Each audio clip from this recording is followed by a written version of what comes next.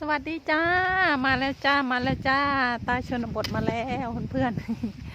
ๆเข้าสวนไปแล้วเมื่อกี้เข้าไปสำรวจดูแล้วไป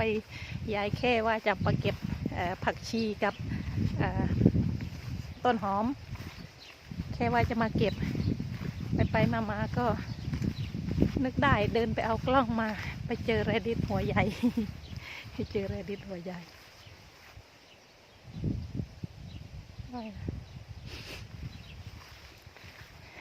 จริงๆแล้วว่าจะมาเอาผักชีคือจะเอาไปเปลี่ยนแปลงหมูที่เหลือเมื่อวานเยอะแยะไปเปลี่ยนแปลงทำเป็นหมูไว้นั่นเพื่อนๆหมูอะไรนะทำเป็นเขาเรียกอะไรนะเหมือนดูคิดไม่ออกนี่ต้นหอมใหญ่ออกดอกแล้วจะเอาดอกจะให้ดอกมันไว้เอาเม็ดอันนี้มันทนหนาวได้หอมนี้เนาะไปแพ้โอ้น้ำตกไปทำน้ำตกหมูไปแปรรูปย่างยายกินไม่ได้หรอกย่างนะหมูย่างอย่างเดียวนะมันเนาะมันไม่เผ็ดก็เลยจะไปทำน้ำตกหมูกินเข้าสวนมาเก็บผักเก็บผักชีเป็นใบหอมนี่เนาะผักชียายเก็บได้แล้วเมื่อกี้ทำไมถึงไปเอาอันนี้มาถ่ายคลิปให้ดูก็จริงๆแล้วว่าจะมาเอาผักชีแค่ต้นหอมก็เลยไม่ได้เอาตะกร้ามาเนาะไม่ได้เอาตะกร้ามากำลังจะนี่ได้สาระแหน่ฝรั่งด้วยนี่มาทอนแรดิตของคุณแกะกล่องดูสีมันไม่เหมือนแรดิตเยอรมันนะนี่อันนี้มาจากเมืองไทยเนาะอันนี้ก็ไปเด็ดผักกินผักซื้อก่อนเนี่ยหน่อไม้ฝรั่งเดี๋ยวพามาตัดนะเดี๋ยวกินข้าวเสร็จแล้วจะพามาตัดหน่อไม้ฝรั่งกับเก็บไข่เหมือนเดิมนี่นะยายเล่าให้ฟังที่บางคนเขาบอกว่าทำไมเรดิตเขาไม่มีหัวเนี่ยของยายมันไม่รู้ว่าเกี่ยวกับพันธุ์ไม่รู้ว่าเกี่ยวกับพันธุ์หรือว่ามันเกี่ยวกับดินแน่นๆนะเพื่อนๆอันนี้คือเนี่ยเห็นไหมใบสวยมากเลยอันนี้เมล็ดของคุณแกะกล่องให้ยายมาเนาะ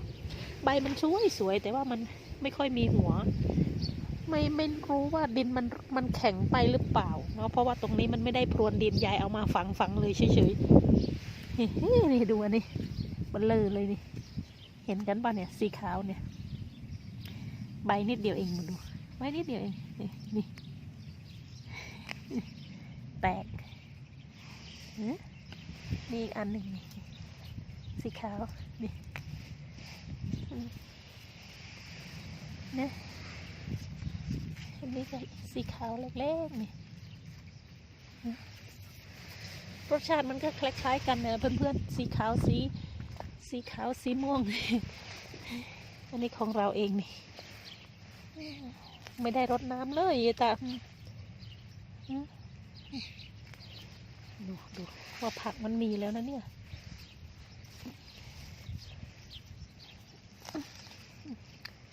มันอดไม่ได้เนาะเดี๋ยวยายจะเอามาฝังไว้อีกแล้วนี่เดี๋ยวไม่พอกินดูดิของเรานี่ใบเล็กๆมันขึ้นมานี่กำลังอร่อยนี่กำลังอร่อยเลยมันไม่แก่มากนะมันกำลังหม่ำกำลังมานี่สีขาวดูใบเล็กๆนี่ถ้าใบจริงๆเนี่ยนะถ้าใบใหญ่มันไม่มีหัวดูนี่สีขาวใบเล็กๆมันเป็นที่พันหรือเปล่าดูนี่อันนี้นี่ไม่มีหัวเลยนี่แล้วจะเอาไว้ตรงนี้เลยไม่รู้มันจะมีดอกให้เปล่าไม่รู้เอาไว้อย่างนี้แหละอันไหนที่ไม่มีหัวนะนี่ในสาระแหน่ฝรั่งต้นมิ้นเอาไปฝรั่งก็ไว้ชงชาดื่มเรากินกับส้มตำนะอร่อยเนาะเจอลมหายใจไม่ออกดูหน่อไม้ฝรั่งใหญ่เดี๋ยวแดดร้อนๆอย่างนี้ต้องรีบมาตัดแล้วเด้อรีบกินข้าวรีบมาตัดไม่งั้นเดี๋ยว ไม่งั้นเดี๋ยวมันจะแก่เนื้อมันจะแก่โอ้ยนี่มันก็โตแล้วตัวนี้ไม่ได้รดน้ำหลายวันเลยเพื่อนๆเลยว่าฝนตกก็ไม่เห็นจะตกเลยนี่เห็นไหมตรงทางนี้ก็เริ่ม พรวดพลาดพรึบเลยนี่อันนี้ทอนต้องระวังอะไรรู้ไหมนี่ไงแครอทนี่ไงแครอทออกไม่เยอะอ่ะเพื่อนๆเพราะว่าอะไรรู้ไหมยายไม่รู้ว่าตัวทากมันกินหรือเปล่านะ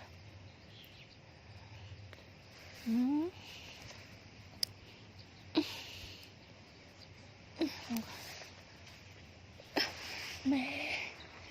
จะมาเก็บได้ยังไงนี่ต้นนี้แหละผักที่ เด็ดกินทุกวันยายอ่านคอมเมนต์ใครเนาะแต่บอกว่าถ้าผักมันพูดได้มันพูดไปแล้วนี่ได้ยายตาแล้วนี่ เก็บทุกวัน เมื่อวานเพื่อนยายตาที่ว่าเล่นกีฬาด้วยกันนะที่ว่ามากินข้าว เขามาเจอนี่แหละเขานึกว่านกมันจิกเขาเห็นผักยายเนี่ยมันรอยเด็ดนะเขานึกว่านกมันจิกเขาไม่รู้ว่ายายตาเก็บจริงจะพาไปดูสวนไม่ได้เด้ออะไรนะเก็บแต่ผักนี่แหละได้กี่นาทีแล้วล่ะแม่ตั้ง6 นาทีแล้วป่ะแม่ยายจะพาไปกินนิดนึงขอเก็บก่อนเด้อเดี๋ยวจะพาไปกินนิดนึงเนาะตั้ง6 นาทีแล้วเห็นไหมนี่หลายสีได้หลายสีเลยเนี่ยสีนี้นี่สีม่วงไปมาดูกันเพื่อนๆ นี่อุ่นมากข้าวเหลืออยู่นิดหน่อยอุ่นไอ้นี่ผัดเส้นนี่เนื้อหมู2 ชิ้นกินไม่ไหว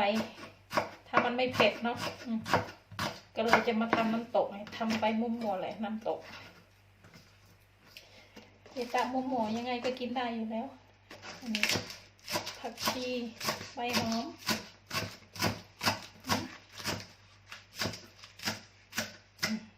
รีบแก้วยังเหลือเต็มเลยเพื่อนเดี๋ยวก่อนเด้อนาฬิกาปลุกพี่มืนยายอุ่นนะนี่อุ่นกับพร้อมข้าวนี่แหละน้ำตกหมูนี่ทำแค่พอกิน2 ชิ้นพอกินไก่ด้วยนะแบบง่ายๆเปลี่ยนดัดแปลงนะมันเลยเยอะมากเลยหมูย่างแฟนเจตาย่างเลยเยอะมากเลยมันไม่ค่อยติดมันเจตาชอบติดมันนี่อะไรมากมายหั่นมะนาวก่อนโอ้ยแล้วเดี๋ยวก่อนเสร็จบีบมะนาวชุยบีบมะนาวชุยผงนัวชุยปลาชุยข้าวคั่วชุยน้ำอะไรนะไหนล่ะน้ำตกหาว่าน้ำตกเครื่องปรุงชุยนี่เดี๋ยวหาพริกก่อน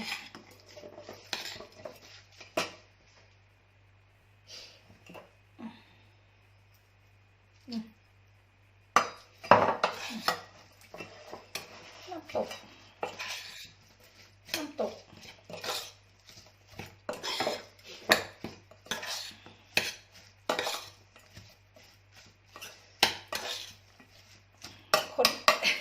คนอื่นเขาไปคนในเขาเรียกว่าอะไรนะจริงๆแล้วก่อนที่จะใส่เครื่องปรุงอันนี้เอาไปคนในอะไรก่อนนะในเตาก่อนนะในเตาเอาแบบง่ายๆเพราะว่าหิวแล้วหมูนี่ยายอุ่นมาแล้วได้แล้วอร่อยเนาะโอ้ยน้ำตกใครๆก็ทำเป็นเลยเนาะเพื่อนๆนี่แต่เอาแค่นี้แหละเอาแบบง่ายๆรีบกิน แค่นี้ก็ได้แล้วไม่ต้องไปตั้งเตาตั้งเตาอะไรหรอกหมูมันอุดอยู่แล้ว